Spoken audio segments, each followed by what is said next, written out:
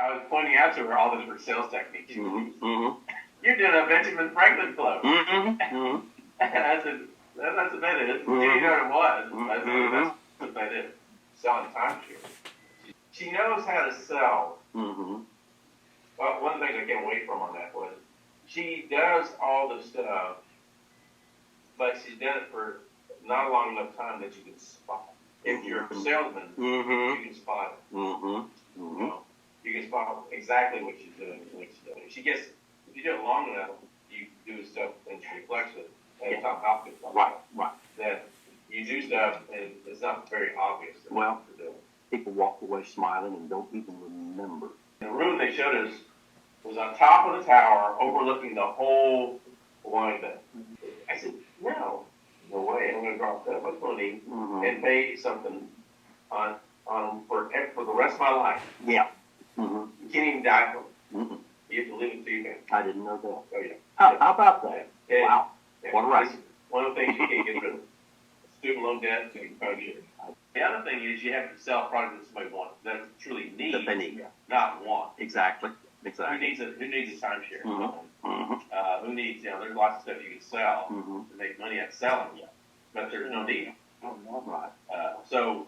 But what I like about what we do is, we're in sales, I guess. Well, our objective is to help people get what they really, truly need. Exactly. And that's the difference. Well, think of a Hopkins trained guy who's selling cars. You come into my store and I see you, and my first decision is you're going to leave my store driving one of my cars, and I got your name in ink on a lot of pieces of paper in my office. If I'm really greedy and I really want to make a lot of money, what I want is for you to leave smiling with a whole lot more car than you thought you could afford, and you pay. Because I don't want just this trade. I want every car trade you're going to make, as long as we both shall live, and I want you to call your friends and family. And that's hard work up front. But the easiest sale in the world, of course, is your mama, right? But the second easiest is repeat business from happy clients. And the third easiest is referrals from happy clients. And the hardest, and the one that, for some reason, American businesses is so intent on, is the toughest sale there is. So while we were in Hawaii, every morning you eat breakfast. For American holiday, everybody comes together and have breakfast. And the first one was some RVPs. He was like 62. Her husband retired as a engineer somewhere. A chemical engineer. Dow chemical. Okay. So she's an RVP, makes $220,000 a year, but she made nearly $50,000 of her money last year for senior health care. Let me tell you, we are missing the boat on senior health care, and that's why we're that product, because we are missing it. So then the next morning, it just worked out this way. We were getting ready to get awards. The RVP right here, sitting about where Rachel's sitting, to me, was making nearly $100,000 a year on senior health care. The guy sitting to my left, right here, was the guy over senior health care at the office. Okay. One thing we need to look at, I always thought that the open enrollment period, or the time when you can get long-term, when you turn 65, you can get senior health care so many days before and so many days after. I would say 90 days before, I think. Okay. But we're going to learn all this stuff. Okay. This is going to become reflective. Good. Okay. So we need that. But then I always thought from like October the 1st, December 31st, there's another opening. Yeah. But there's another one that here to tell me that's from January 1 to March 31st. And if you can have both Medicare and Medicaid at the same time. If your income's below a certain level. The program we offer, they can get all kinds of stuff for free. Dental, everything. And the programs we have are really good, and the compensation is really good. Yeah.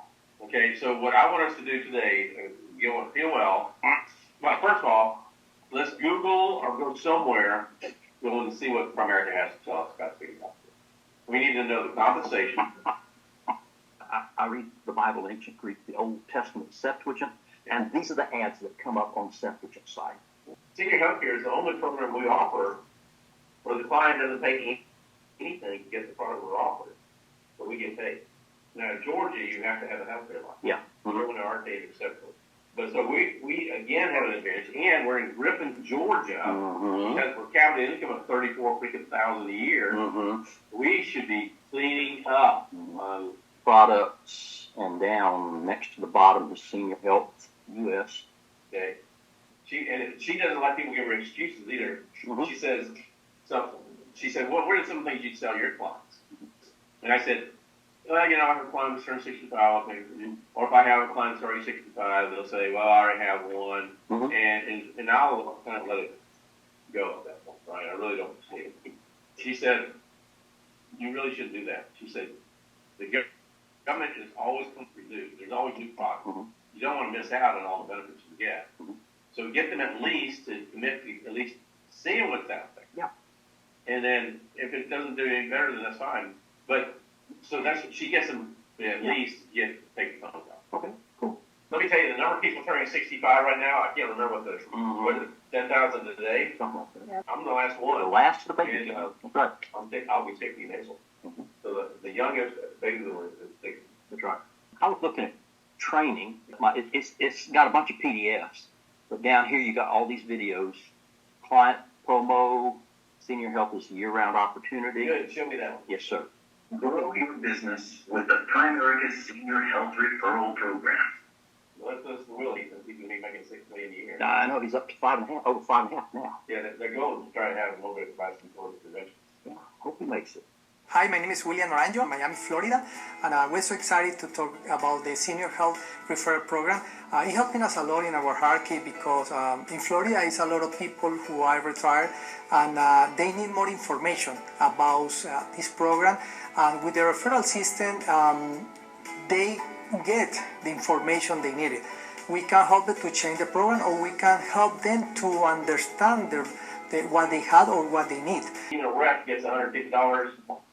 Okay, RBT gets $292. District, so you make $173.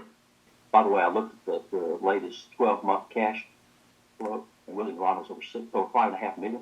The next under him is Mike Sharp. He's like 3.5. Willie's making $1 million a year more than. Senior Health is a year-round opportunity. Someone turning 65 in the next 3 months. Someone 65 years of age and receiving Medicare benefits and turned 65 as prior to in the process of enrolling in Medicare. So that's, we do that. Okay? Yep, right. Retired, getting ready to retire, enrolled in Medicare B, recently moved to new zip code. How about that? Recently experienced FEMA, weather emergency, or major disaster. Okay, someone under 65 of age, okay, and receiving SSDI. Brian Weigel at the home office. He's a go-getter. He is so sharp. So January through March, Medicare Advantage open enrollment period. Okay, special enrollment period is year-round. The annual election period, it tells you October 15th to December 7th. Who qualifies for Medicare and Medicaid at the same time? Okay. General enrollment period started January 1st, ends March 31st. Why is it different from the other one? It says sign up for Medicare Part A and or Part B only if you didn't sign up when first eligible and you're not eligible for a special enrollment period. Okay, A is hospital, B is doctor visits. Yeah, everybody 65 or older in the United States is in Medicare. Boom. Yeah. You got it. Period. Yeah. Which is A. Yeah. Which would not be. But not B. B, you got to pay premium. It's called building a securities culture. Is they buy a variable life policy. They pay a big premium on it. I mean, normally your lowest premium is going to be $200, $300 a month, one there. Okay. But they sell it as if it's an investment. Yep. Okay. But you know how a variable life policy works. Do you remember? Okay. So the money is going into, you can pick out funds like Invesco or whatever funds you're investing the money in, okay? But that's what goes in your bucket. And it does earn a good return, it can earn, but the fees involved is like a lot like a variable life policy, a variable annuity, okay? You're going to lose 2.5%, 3% of your return just because of the expenses involved in the policy. one that made like the equity income 10%, because you're only going to make 7 or 8%, Right. in a variable life deposit. My thing is also that even when you're wealthy, there are guys out there that know how to make a commission off it. A lot of people think that they want the 20% down on the house, they avoid PMI. Right. I will always tell them, no, PMI represents about 5% of your loan. Okay, so if you're buying a $500,000 house, over the course of the loan, 5% of that is $25,000. You'll spend $25,000 on a $500,000 house in PMI. Yeah. But to achieve that, to avoid paying 5%, you have to pay down 20%. To avoid paying 20. So I got to pay $100,000 to avoid paying 25. No, I can take the same $100,000 and put it in my investment account, and they're much better than avoid. I can do much better than just avoid paying people. But because a lot of people have these things in the little brainies, yeah, correct. So I would get my clients to put the minimum down, or 3.5% down, or get that big loan, or 5% down if they're going to invest in.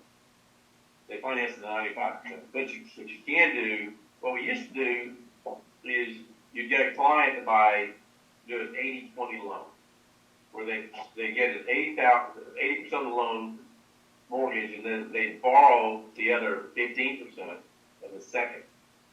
If you do a first at 80 and you do a second at 15%, you still avoid paying money. The bad news is typically interest rates on the second mortgage are higher than they are on the first one.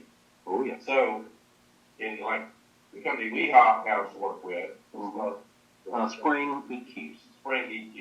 Spring EQ is the company we use to do equity lines of credit. Our second. Yeah. But Rocket rates are really competitive, right? Super competitive. So we can get a great rate on the first, but Spring EQ's nuts. Their rates are much higher. Much higher. So the benefit, now if we could get a second that is even close to a first rate, let's say we get a mortgage rate of 6 on the first, and we could get a second at 6.5 or 7 even, it'd be worth doing. Yeah. But a second, in most cases, it's going to be 10. The one we did that, and the FNA gives you their overall interest rate over all of their debts. And you show them that they got some equity in their house, we can refi this with a house. Okay, guess what? The rates are higher now. But we put all of these debts, and your overall interest rate on all your debts is 18%, and we're going to take it to 7 point something. And we're going to reduce their payment by half. And you got all this money that we can put in investments and all of other things. We can change people's lives. Like the mortgage. So I do believe we're not going to have a rate reduction rate that in March. No. But everyone seems to think June or July will be the first rate that be at 4%. So we'll get 2 or 3 of those this year. Yeah. So all the loans we did last year, we'll be able to refinance. We're going to be able to 1 to 12 months. Yep. At a lower rate, we'll do a Rocket. Average mortgage rate is about 5 overall.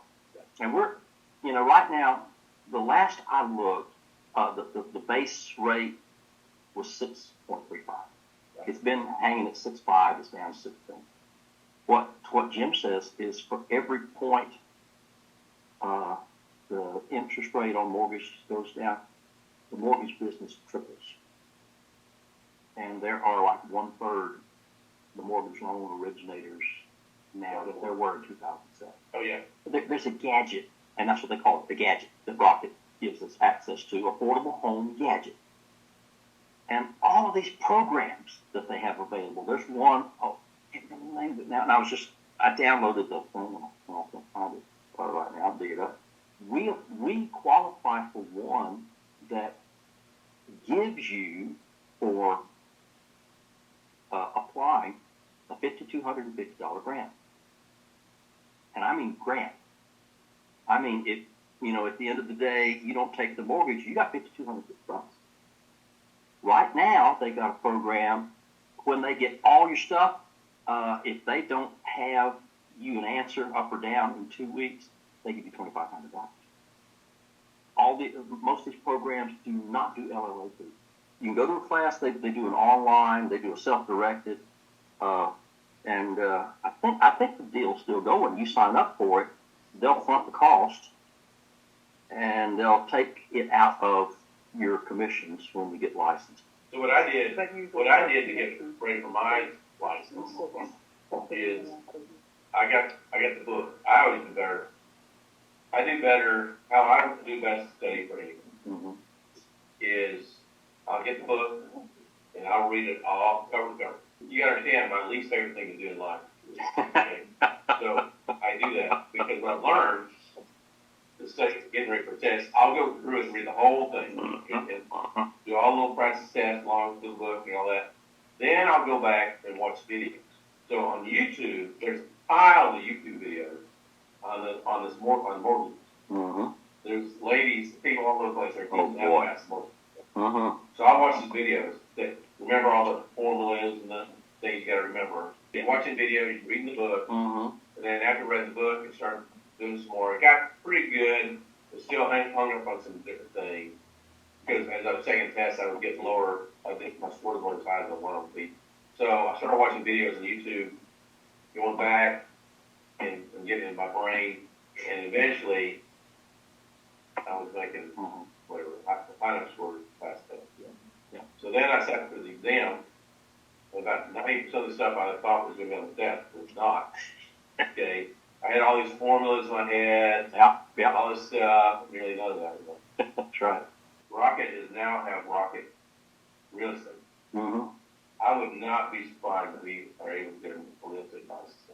So I wouldn't doubt it. You would be able to do a mortgage, sell the house, the mortgage, and give their investments and their income, everything.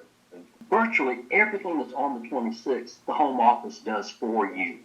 And the way we're structured, you will never need it. But you got to have the 26th to be I've learned that you can get your RVP without your 26, but you don't get your full override on securities until you get your 26.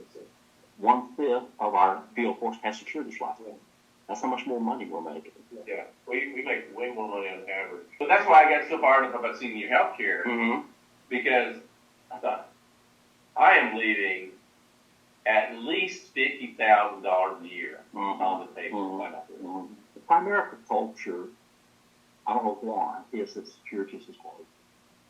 And you got to be a genius to do securities. Yeah. Which is bull. I know, and everybody, even, I had dinner with Kurt Poole. I don't know if you know Kurt and Meg Poole. They're out of, they're in Wisconsin. They're in Wisconsin. He's one of the top security producers too. Every time, we always win all the trips. And if there's a bonus, we're always rooting. Yeah. We're always pretty close to each other. So he's always and so one of the nice groups. Invesco took us out to dinner at this really nice restaurant in Hawaii, right on the water. Nothing costs less than $50. I know. But he didn't. But I respect him. Oh boy. Because he does his business correct. Yeah. Warpeza probably has one of the best organizations out there. Yes. When we go to securities trips, there was only one guy. There was only one or two people in the whole company that would win the 30 by 30 by 30 award, and now they're winning the 100 by 100 by 100 award. Wow. So what that was, they start off 30-30. Somebody doing $30,000 a month in premium, 30 recruits, and had at least $30 million in management. Wow. At least had 30. Now he's doing 100, 100, 100. He knows his stuff. He doesn't know his stuff. His thing on mortgages is about the best thing out there. About 40 minutes. Yeah, I watched that too. He has produced a list. And when somebody wants a mortgage, he gives them a list. I need all this stuff. I'm gonna get it off him. I will type it off. I'll do it. On Hopkins did decades ago an audio is the basic training. I've got that in digital if anybody wants it. And he's got a book called How to Master the Art of Selling. This is a classic. Well, he has revised it, and I have read it. I have reduced that to a digital, format if anybody wants it. I have that one on HTML. It looks like web pages. It's not pretty, but it's it's all there. You get a book when you get in there, and he's got little flags next to what stuff you need to learn. And there's content. It's competition. How much of that stuff you can retain? Mm-hmm. Yeah, so pretty close. But let me tell you, it is very good. It's a great way to learn how to, sales. Everyone thinks that sales is a negative. Okay, being a good salesperson means you're a good communicator. Means you're going to listen way more than you talk. That's right. Okay, because your clients will tell you. Okay, and I tell my clients all the time when I sit down with them, I'll say, hey, here's the deal. I'm good. I want you to tell me what you want. What do you want? When do you want to retire? When do you want to do this? And I write notes, take notes on it, right? When you want to retire, how much money do you need to live on today? And I'm going to go through everything, right? Once I get all that, then I'll say to them, if I can, I'm going to put together a program to show you exactly how to do what you want to do, right? And if you like it, will you do business with me? And nowadays, I don't even try that hard. Okay. Nowadays, when I say, I'm going to put a program to you, and if you like it, we'll do business. If you don't, we won't. And I mean it. Mm-hmm. I'm not going to push anybody to do something they don't want to do. Yeah. Matter of fact, I don't even want you. Mm-hmm. Yeah. You don't want a client that you have to talk into being a client. Exactly. Yeah. Right. Butler training doing the F&A presentation. He said, before I come back, I want you to sit down and write out 10 people we need when I do. Right. And when I bring this back, if you love it, I want you to give me that list. If you don't love it, I want you to tell me the story. If you don't love it, I'm not going to ask you for your business unless you absolutely love what I bring back. And that's perfect. And that's exactly how I approach it. And what it does is it takes the pressure off the client. Absolutely. And at first, they don't really believe you're going to do it, though. Mm-hmm. And 9 times out of 10, they do business with you. Like an hour and a half, 2 hour webinar several years ago. I have the recording of that just before he retired.